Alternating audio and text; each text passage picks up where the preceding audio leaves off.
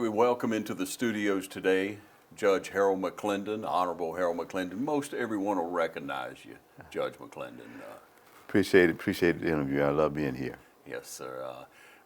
People in the community who may not know you, who may not know about your family, your immediate family, children, your lovely wife, would you just recount that? Yeah, I was born here in 1955. My mother is Opal Dean Brantley McLendon, born and raised right here in Dublin, Georgia. My father was Warren McLendon, raised right here in Dublin. So we've been here for an extended period of time. I'm married to Alice Lunsford from Columbus, Georgia. We were married in 1979. This year we'll be married 44 years. We have 5 children, Christy, Natalie, Donnie, Warren, and Brian. 3 lovely, the most impressive grandbabies in the world. And we have 2 exceptional daughter-in-laws. Yeah, and I know they love you because you can tell you love them, Judge McLendon.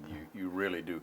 Over time, we've had a few conversations along, and I can see how you cherish your family time.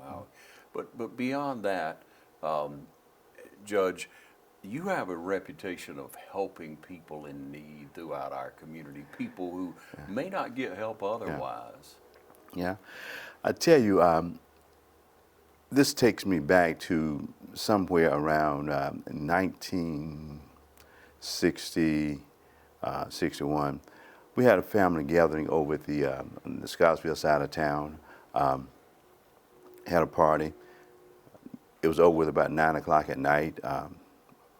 Everybody left, we went to bed, and about 12 o'clock midnight, the police came in, kicked the door off the hinges, came in and said, where's the alcohol, where's the alcohol? Back in those days, this was a dry county, you couldn't have alcohol in it. And got my father up and was asking him where was the alcohol and this type thing. And so I remember very specifically he looking at me with this real dejected look on his face that I'm having to be subjected to this in front of my only son. Okay. Now my sisters were there. They don't remember any of this, but it was a guy thing that was going on. And so after that was over with, the next day I was with my grandfather and my father. I asked who could stop that, and my dad said a lawyer. And so every day of my life from then, he said, you got to be a lawyer. And so I got to be 10 years old. I asked my mother, so why does he say this every day? What's wrong with him, you know? And so and they said, you got to be a lawyer, you got to work for yourself. And I said, Dad, if I become a lawyer, why do I have to work for myself? He said, so that you won't have to ever ask somebody to get permission to buy your wife a pair of shoes.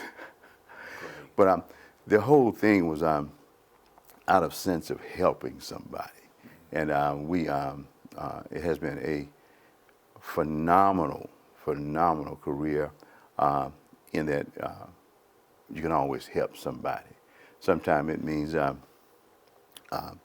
punish somebody, as in the DA's office, a man beating his wife, this type of thing. Sometimes the help comes when you have to prosecute them. On the other hand, sometimes it's representing people who have been wronged. And so I have an entire career of being able to do that. It's been beautiful. And you look at it, Your Honor, I'm sure you agree that sometimes that discipline to that person who's done wrong makes them turn to a right way of living. Absolutely. So many times, even in my role at the Municipal Court, Marie Hooks, who was the principal over at Saxon over there, numerous times she would call and says, I got a kid I need you to see. And sometimes we would get Officer Harris to bring him to the courtroom, or sometimes I'll appear on campus out there to do an adjustment of attitude type thing. And we've had tremendous success with that. It's rewarding too. Yes, sir. Yeah, when you care, hopefully the person will respond, because punishment is part of life. To change us, we all fall prey to that. Sure. We must. There was a poem by E.F. Sharp. It's called A Bag of Tools. And it says, whatever happens to you in life, you can use it as a stumbling block or a stepping stone, just depending on how you want to look at it. Yeah, yeah.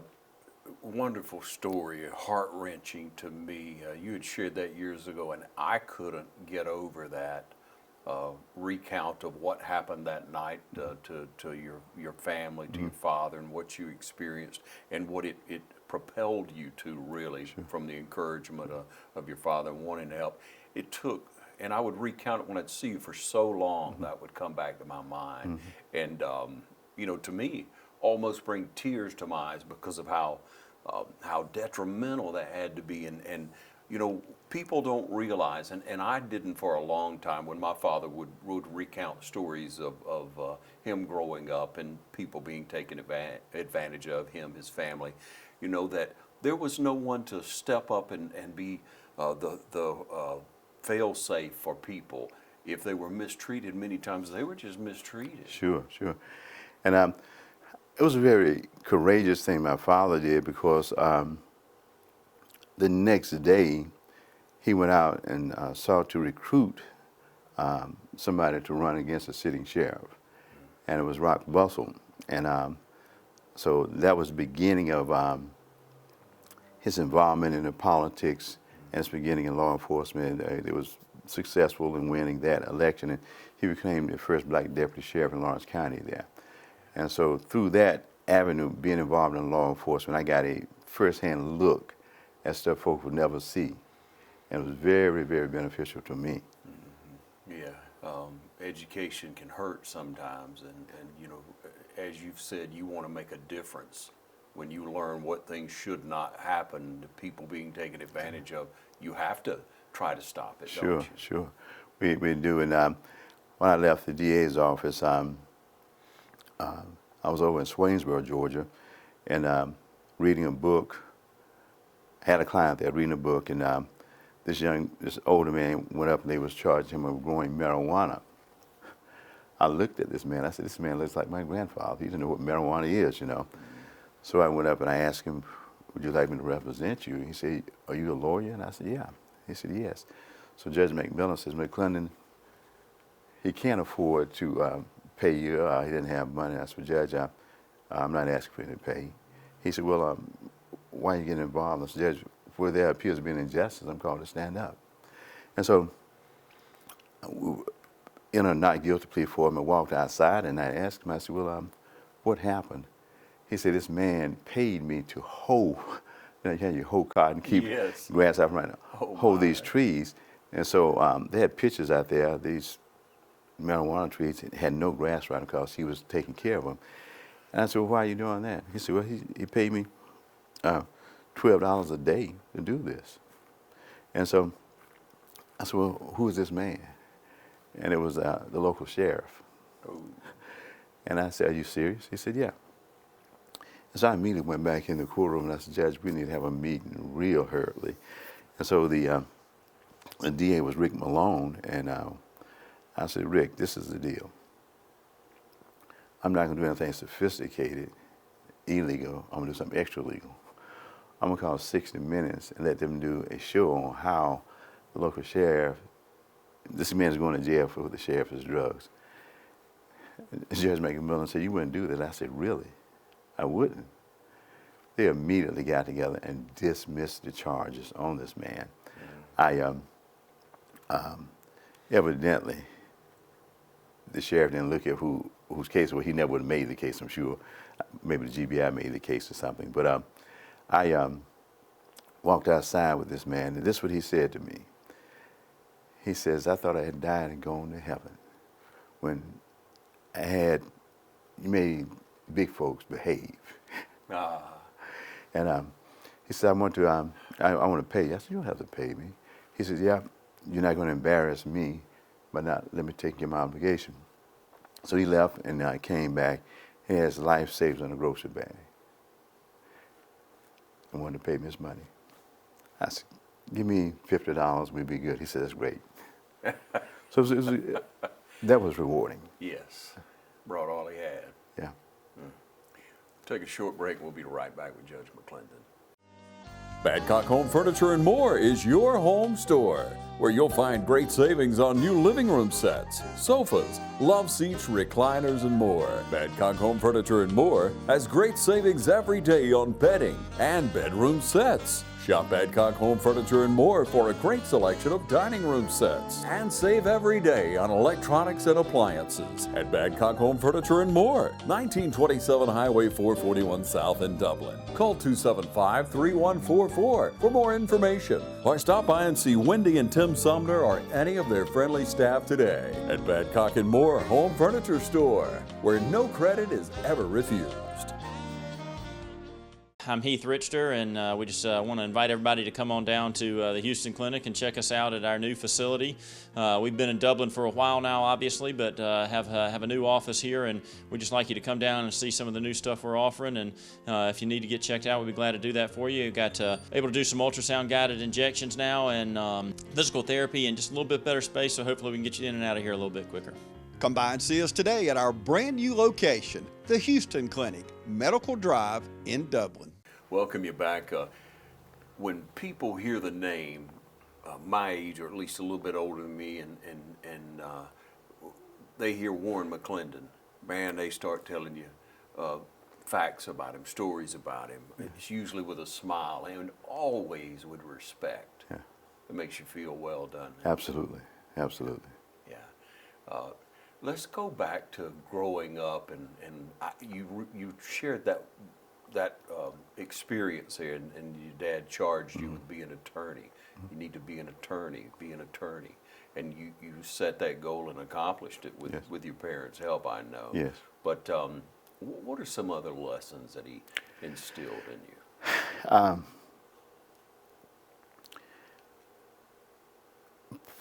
Probably one of the most important things is the absolute love of family. That's an obligation. He took it very seriously, in the thought of mistreating a lady was just one of the biggest sins in the world. I remember after being married probably less than a year, he was in Columbus, Georgia, having to go by and visit with my mother-in-law. And she said, well, he said, how things are going? He said, well, I'm not seeing my daughter as much as I would like to. We was living in Atlanta. I was in law school up there. And my father called me. He says, do we have a problem? No. What's going on? He said, Mr. Lumpster said she's not seeing Alice like she should. I said, I didn't know that. He said, well, let's don't discuss that anymore. As you get off the phone, I want you to head it this way. But that's where he was. Mm-hmm. You know, and he was my best man at my wedding. Every case I tried, we talked about it. But he let me know I'm still the father. We're not boys. I'm still the father. Right. Yeah, that's awesome. Yeah. He just told you like it was. That's right. Mm-hmm. Love that. Yeah. Yeah. What an example. What a great man of integrity, a great character to emulate, yeah, in your life. I know you probably reflect quite often on things. Absolutely. Even when I went for my interview at the DA's office, have 2 children, fully grown, finished law school and everything. He came to the interview with me. Huh. Said, Dad, I could do this. And I went in and told Mr. Hayes, he said, Mr. Hayes, now you know, I only have 1 son, and I want him to be a McLendon when he dies. And so if it's an integrity call, I need him to make it. He said, well, we're ending this. If it's an integrity call, I need you to commit to let him make that call. So Mr. Hayes did, and it was a real good experience. I remember when I was probably middle school or high school, there was a young man got caught out on I-16 speeding almost 100 miles an hour. My dad stopped him, and Kid was sunburned real bad, just had some swimming trunks. He had a little over a misdemeanor amount of marijuana in the car. And so my dad would talk to him. The kid was real polite. He said, well, I need you to call your dad. So to get to the sheriff's office, he called his dad and told him what was going on. So his father spoke with my father. And what his father said was, can you hold him there till I get there? My dad said, yeah. Now this man lived out west, so driving across country took a couple of days to get there. He gets there, and when he gets there, he asked my dad, said, where is he? So man took his belt out and whipped the boy. And so when it was over with, my dad came into a sheriff's bus and says, listen, here's this marijuana. We're going to flush that down the commode. He said, why? He said, Daddy, his dad is taking care of this. Had he said, how can I get him out of jail? That would have been the wrong question. Right. But he's taking care of it. There's nothing else need to be done. His father is a man to take care of that. And so that happened. And years later, my father had died. This guy comes over looking for him, and he says, they brought him to me. And he recounted that. I remember my dad telling me about it back in those days. And he was a Supreme Court justice. What a great story. Yeah. And the dad was a man, handled it like a man. That's right. He didn't have to tell him. That's right. He just did it. That's right. Great lesson. Yes, sir. Yeah, great example. Yeah. You know, the young people, many of us, you know, start a family, and we still trying to find our way, some of us, and have good examples. But what could you formulate for a young father to always be to his son or children? You got to be present. You got to be loving, and you have to correct right and wrong. You got to do that. And in my opinion, you can't let it go. No. You can't let it slide and let it slide, because it's only going to get more difficult to handle it. No. I can tell you a perfect example. My father, we were, I was dating a girl that was a year older. She went to Georgia Southern, and asked my mother, could I go down and visit her? She said, yeah. I come back, the thermostat tore up on the car, so it was running hot coming back up the road. I get there, and my dad is home, and it's like 1 o'clock when I get there. Where you been? I said, in Statesboro. He said, what you doing down there? I said, went to visit my girlfriend. He says, who told you to go down there? I said, Mama. He said, well, I don't want you to go out of town again unless I see it. Okay? And you know, sometimes you ought not to say something, but you just got to say it. Yeah. I knew better. I knew it wasn't going to end right. Yeah. And I said, well, now she is my mother. I said, okay. Well, I'm going to see if she's going to take the punishment I'm going to put on you. And for making that smart comment, I want you out ever again past 11 o'clock. Now, my dad said he meant it. He don't say things and don't mean it, like playing. That's No not joke. No, that's no joke. However, a few months later, I get amnesia about that. I said, she was here in town. It was New Year's Eve, and I said, well, she stayed about, her parents stayed maybe 5 blocks from us. I said, let's stay up here at 12 o'clock. I come right on home after midnight. And she said, yeah. And I get there, my dad is there. He said, what time? I said, Dad, it's, son, answer the question. I got you a new watch then. I read it. What time is it? I said, it is 12:05. He said, what time did I tell you to be home? I said, 11. He said, is that after 11? I said, yes, sir. And so nothing happens. All night I'm up. Because he never forget to take care of business now. That's. And I'm like, about 4 o'clock, I said, the old man getting a little old. He's forgetting to do this. Woke up the next morning, he sold my car. I said, oh, gosh. how about I go from a 0 to 1,000 miles a minute? But that's just how he was, you know, and I knew better. Yeah. Yeah. What he said he Oh, meant. yeah, that's where it is. That's great. Yeah. Yeah.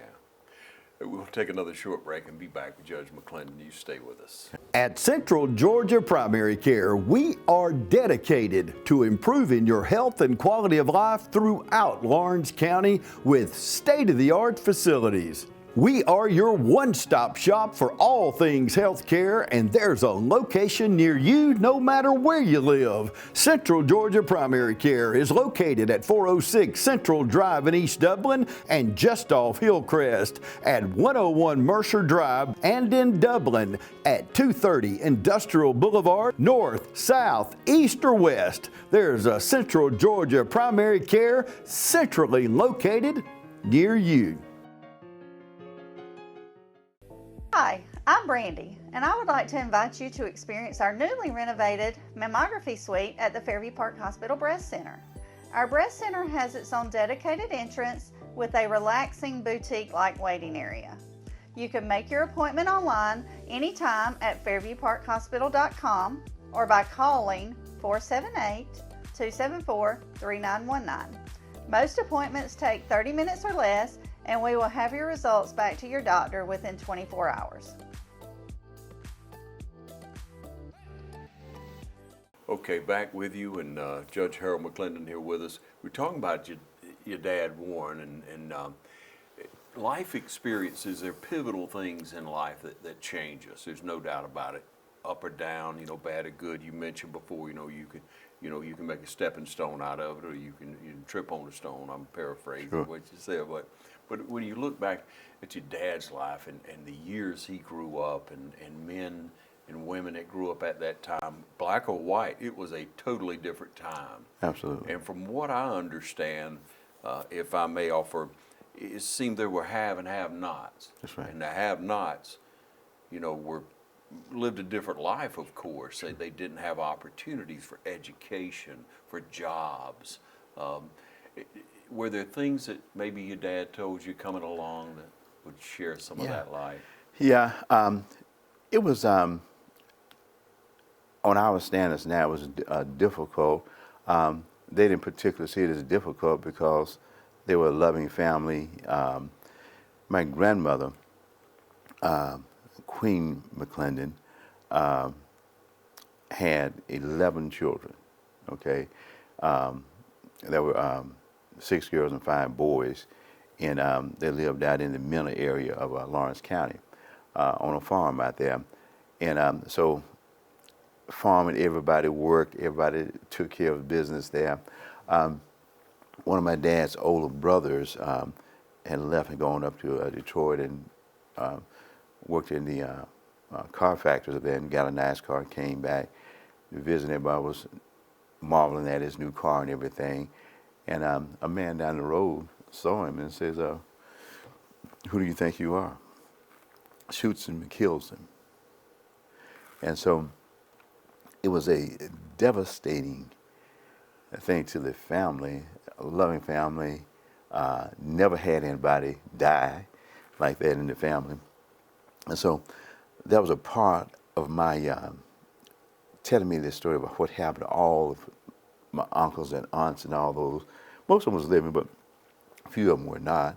And so he told me that, didn't dwell on it, told me that. Over the years, many times I heard about that. If you fast forward that to when I was with the DA's office, I am thought I was the best prosecutor in the world. I mean, I love trying cases, very seldom ever lost one. He came to me one day and said, look, you see this man's picture right here? I said, yeah. He died. I said, yeah. I said, who is he? He said, he was the guy that killed your uncle. I said, Dad, why didn't you tell me there's no statute of limitations on a murder case? I could have prosecuted the case. He said, because I don't want you to be a hardened person. Yeah. Think about that. Yeah. I had my uncles, my Uncle Otis, Sam. I had a whole army of people around to help raise me. my grandfather, J.B. Bradley, my grandmother, Lucy Bradley, great-grandparents, Hazel and Shelley Moore. So it was just an army here watching over me, my sisters, all of us taking care of us. And so it was a very, very good environment to grow up in. And just when you were telling me that, I'm just imagining the chip on the shoulder that you would have to have if that happens. Oh, gosh. And you couldn't do anything about it at that time. See that? Yeah. Yeah. But what a hardened heart you would almost have to have. How do you not be bitter over that? Yeah. Only the Lord. Yeah, and you know, for him to not allow me to get into that was really big, you know. Wise. Yeah. Yeah, your dad was a wise man. Yeah. That's why everybody respected him so much in the community. And you mentioned the other family that helped you through and brought it along. And so as we go forward, you know, you're raising your children, you're instilling those same values.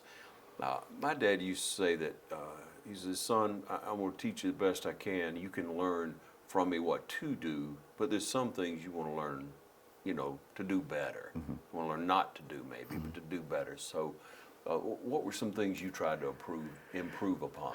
One of the main things is an understanding that one of the real serious things is a lot of times you know by the company you keep. You cannot just assume everybody's good, everybody's like that.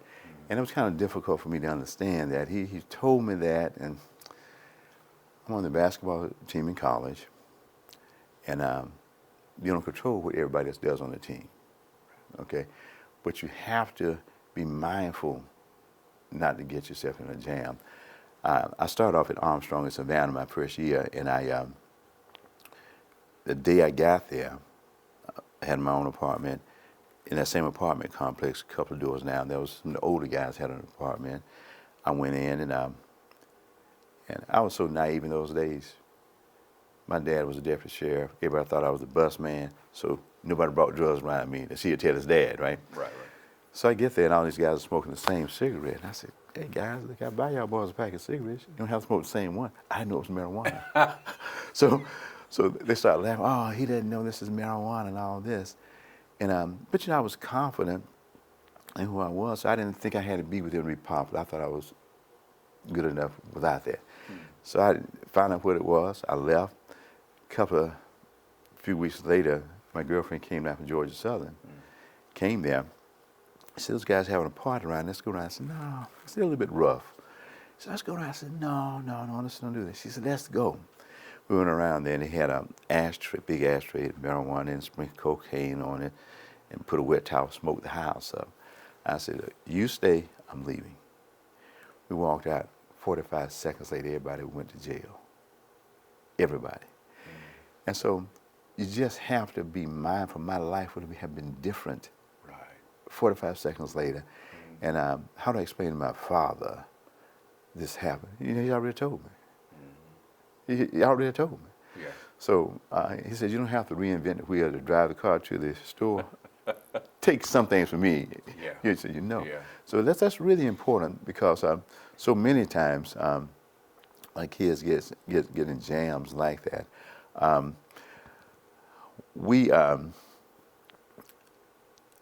And for parents, your kids have to know that you love them.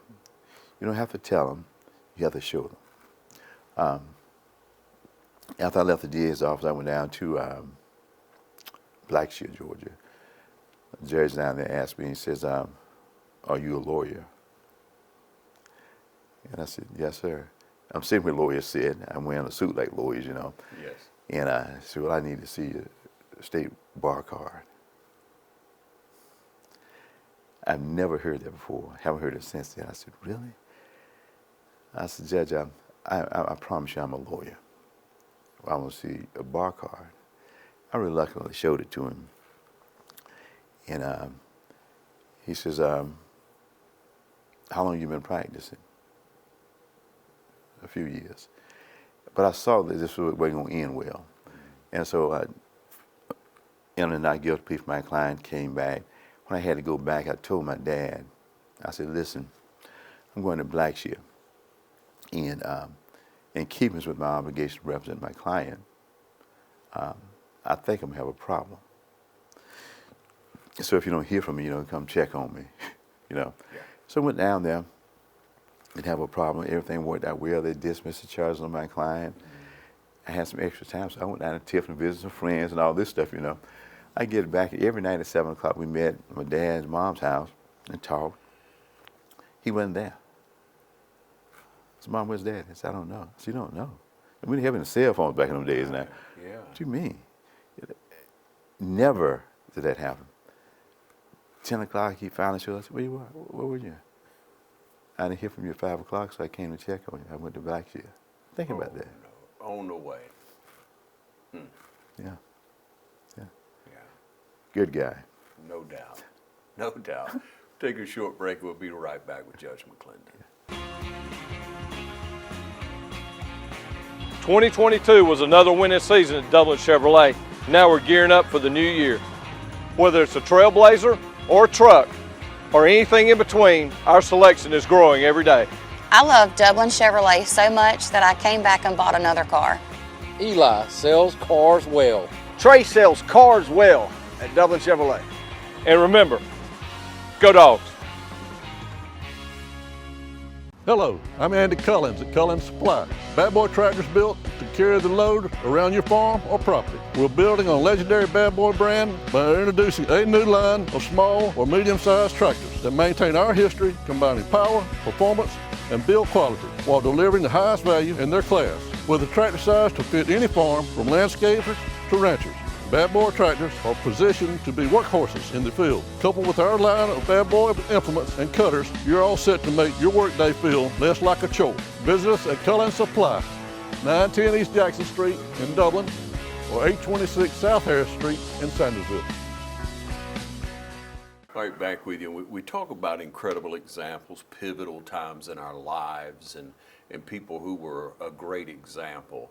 As we're in January, and we look at Reverend Martin Luther King Jr., and we have a parade to honor him, and we think back of what he did for all mankind.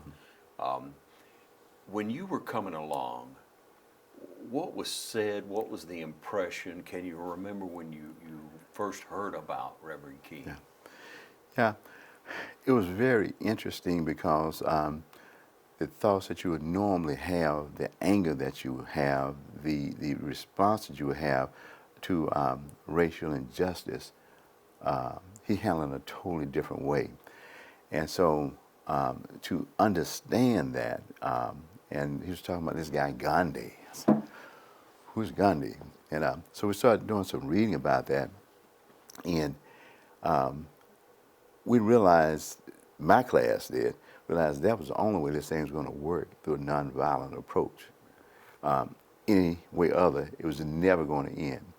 We had phenomenal teachers. We had Vivian Bullock. And what year was this about? I was started around 3rd grade. Okay. And it was in the mid-60s. Okay. And so other teachers? Oh, gracious, Julia Plummer. We have a Reverend Spears. He was a Presbyterian minister here, but he was also my 8th grade teacher.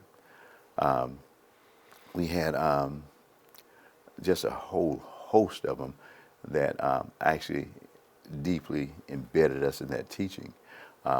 We had at Oconee 2 white teachers. We actually had 3. Mr. and Mrs. Hodges, they had did missionary work in Africa. When they came back, they wanted to teach over there. They came in phenomenal at explaining that whole concept about nonviolent approach. Mr. Fordham, I think he still lives here. He was an English teacher. But everybody embedded that, and it kind of made us understand there was a proper approach to do, and that was the only way this thing was going to work. And so it really made a difference in me, in particular my class, because we talked about it a lot. And I remember when he was assassinated, it was like, really? But still, everybody understood that he didn't want anybody to act out. That was not what it was about. That was not the proper way to do it. And so it was a very, very good teaching for us. Yeah, taking his life didn't take the dream. Exactly right, exactly right. And with my boys in particular, it's something that we've talked about many, many, many times. And guys react. They need to internalize it so they can use it when they have to. I remember we was out playing AAU basketball in Los Angeles with my big boy Warren, and there was something happened, and I think a friend of mine, he was a local judge out there, got stopped, and the police got out and was kind of handling him in a little different way. Warren jumps out of the car. I said, "What you doing?" "Hey, Dad, man, your friend." I said, "Sit down.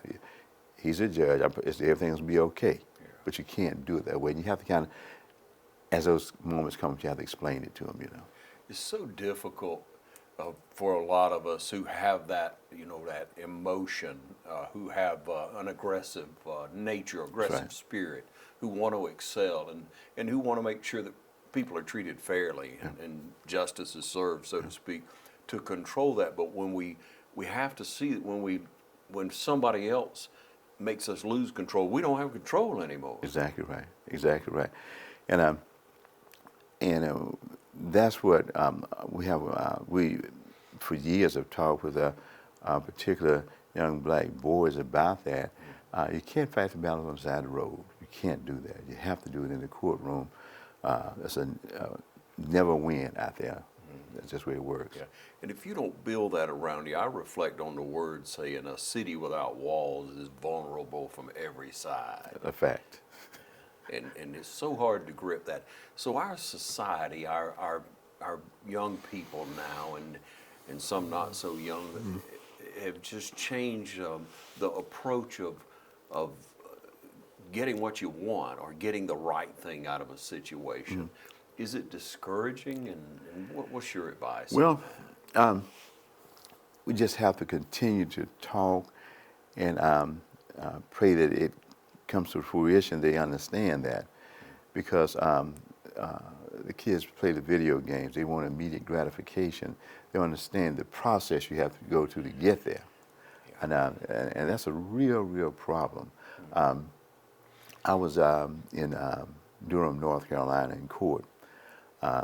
And doing my country lawyer bit and the Matlock thing, I said, "Judge, I'm just a country lawyer down in Dublin, Georgia, and this young man's from Dublin. I really need to get him a bond." And this is what the judge said. He says, "Dublin?" He said, "Oh, that's the Dublin killing place." I said, "What?" Think about that. It was a gut punch. My hometown, that's what they know about it there. And so there has to be something done about this. And it's way overdue. It has to be immediate. It has to be a full court press put on this thing. It can be done. But anybody says, "Well, it happens everywhere." No. That's because you accept it. It has to be.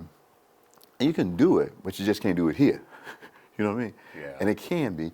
And we have to get involved in the community, and there's a way to get the community engaged in this, okay? They've had different little gatherings over the summer in the Scottsville area, the TFA area. I knew every family in every household. I knew every child in there. We used to walk through the communities. I did that this past summer. And there are ladies came to sit on the porches, okay? And so I talked with some of those, and they said, "Well, if your daddy was here." And what happens is they trusted him to tell him something, and they wouldn't hear the lady and get them in trouble, okay? I see. So I understand how it works, and we have begun that process of letting me know And I get it to the law enforcement folks in a different way where they can use it and not put them on the bus. But we got to all get engaged, and it can be handled. And it has to be immediate now. These things where a crime is committed and you try it 10 years later, that's not going to get him.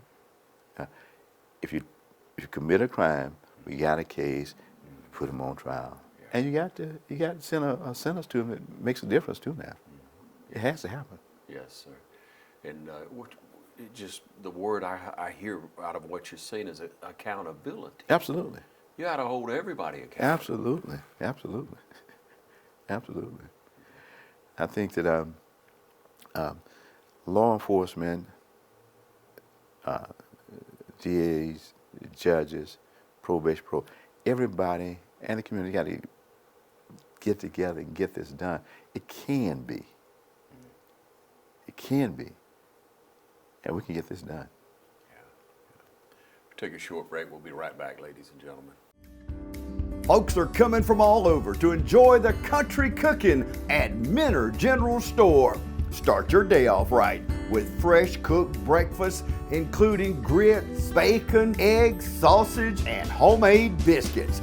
Lunchtime, stop in for delicious fried chicken, pork chops, and all your favorite meats and vegetables. Look for our specials, including hamburger steak. We also have all your feed, seed, and beverage needs. See why folks are driving from all over to enjoy the food at Minner General Store. Hi, I'm Kyle Gerard with A+ Garage and Overhead Doors. We're excited to announce our new company that we've started. We can provide for all your industrial and residential garage door needs. We can sell you new ones. We can also service the ones that you have. We're a complete dealer of all garage and industrial door needs. So give us a call at 478-676-2661 or come see us at 371 Georgia Highway 338 in Dublin. Look forward to doing business with you. Welcome you back, Judge McLendon. It's been a joy. It really has. Thank you. You related a moment ago a little bit about sports, about basketball and the opportunity to learn lessons. I know within my heart that competitive sports, that team sports, brings people together. Mm-hmm. There's no black and white. Mm-hmm. You tackle issues together. Mm-hmm. You learn to love each other as brothers. Mm-hmm. You hang out, you eat, you come swimming at each other's house, mm-hmm. you watch movies, you learn about life. And I would say the real strong ones help the ones who think they're strong, but maybe not, thinking clearly. Right. And it's the three strands of a cord, is not easily broken. You got two or three dudes together, and they're going to keep each other in line, especially if you got a real strong one. I see that as helping our community. I see youth, I know it's not all, but I see youth so much stronger today to work with each other. And an example, many of them an example of how we should live, of how we should treat each other and work together and help each other excel. And you have to see that coming along too. Yes, did. And there was forced integration in Dublin in 1970. It was really high tension, high everything there, and all that could have been avoided. The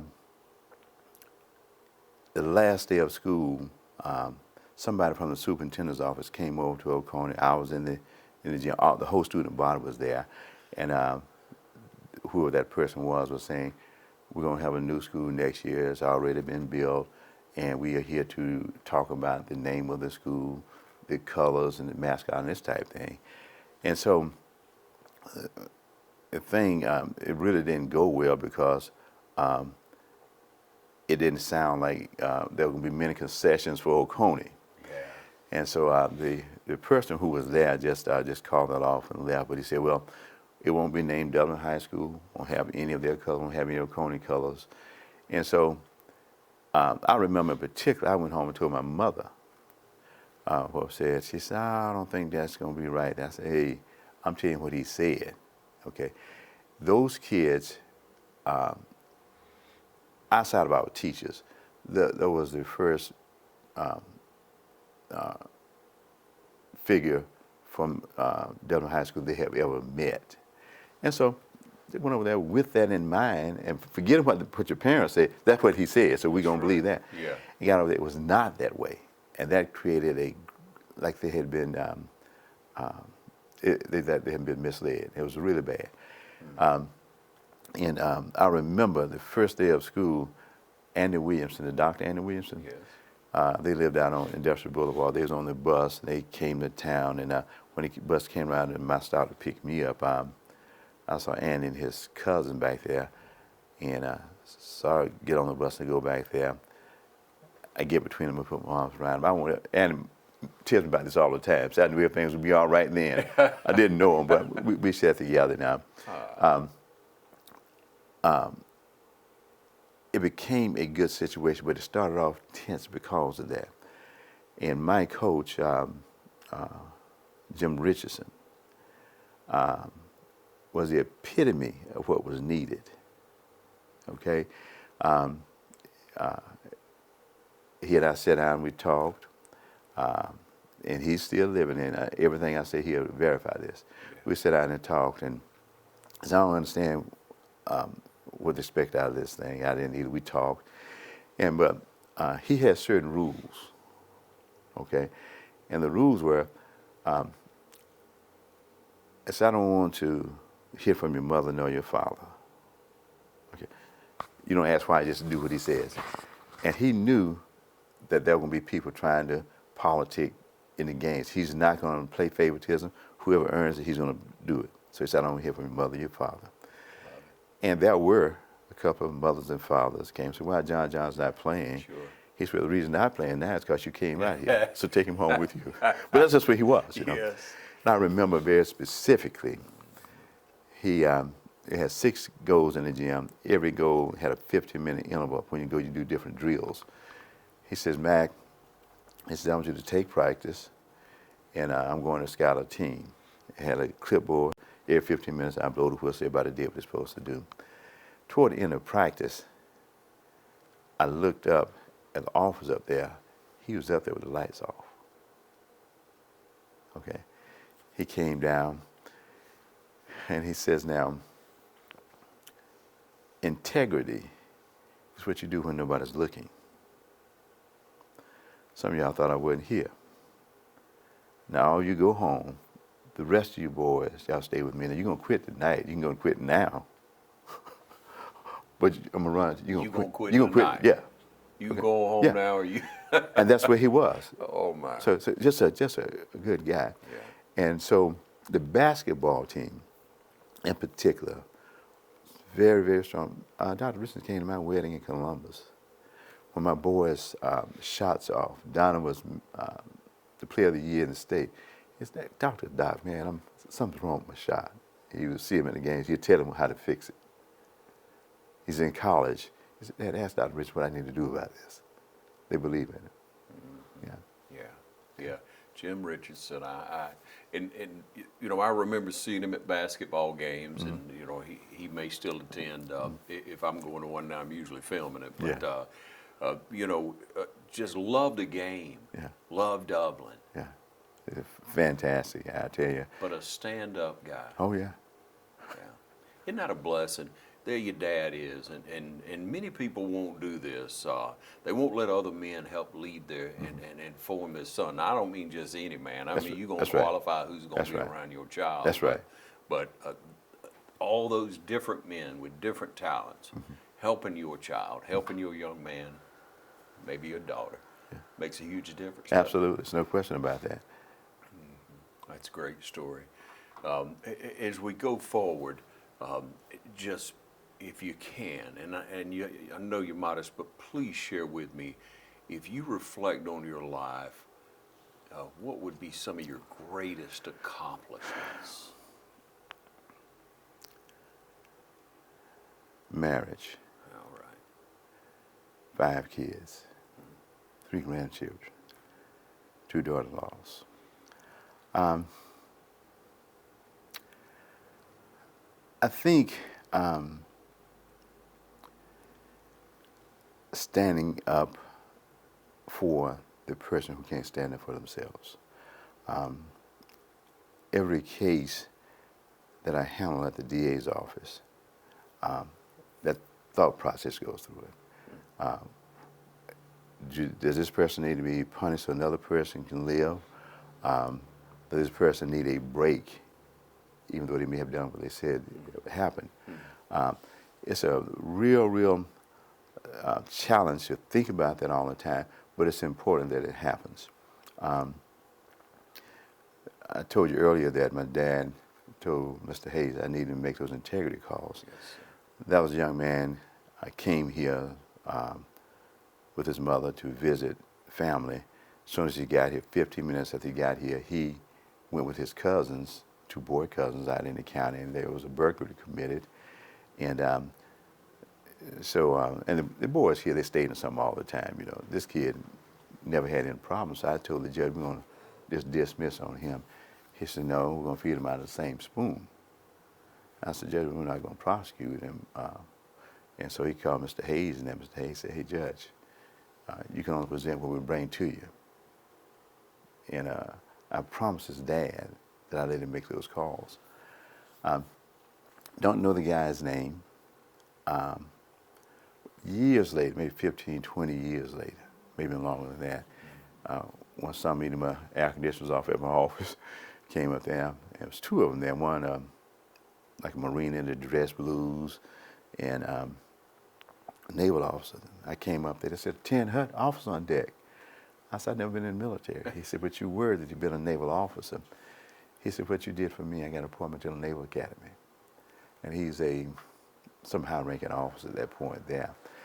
And I thought, you know, his family's life is different for generations for that break. Right. And those things are important, and you have to see, because everybody don't need to be prosecuted for everything.